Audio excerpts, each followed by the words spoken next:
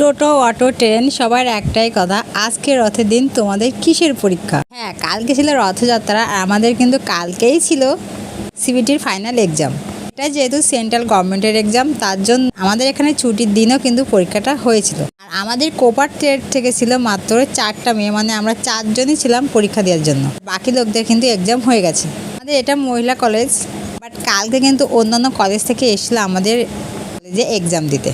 Finally জীবনে একটা অধ্যায় শেষ করলাম। আর কালকে কলেজ থেকে বেরোর সময় সত্যি আমার খুব খারাপ লাগছিল। বড্ড চেনাই জায়গা, আড্ডা, টিফিন খাওয়া বান্ধবীদের সাথে সবকিছু কিন্তু এখন অতীত। বেরিয়ে আসলাম এক্সাম দিয়ে আমার কলেজ থেকে। কাল যেহেতু রথযাত্রা ছিল, দেখো আমি যখন আসছি আমাদের মোসন্দপুরে তখন কিন্তু সবাই রথ নিয়ে বেরিয়েছিল। যেহেতু কালকে আমার পরীক্ষা ছিল তাই রথ নিয়ে কোনো আমার প্ল্যান ছিল না। ভগবান দিলে ঠেকাই গিয়ে ট্রেন থেকে নেমেই পেলাম জগন্নাথের প্রসাদ। আমার এত বেশি খিদে লেগেছিল কি বলবো, আর নেমেই দেখি জগন্নাথের প্রসাদ দিচ্ছে, তাই ভাবলাম একটু খেয়ে যাই। যেহেতু জগন্নাথের প্রসাদ পেয়েছি, এটা মানে আমার সৌভাগ্য। তারপর আর কি গুটি গুটি পায়ে চলে যাচ্ছি বাড়ি। আর এই যে একটুখানি প্রসাদ নিয়েছি আমার টোনাটুরির জন্য। তো শ্বশুরবাড়ি কত লোকের কত কথা, নোংরা অপবাদ, সবটা হজম করে আইটাই জীবনটা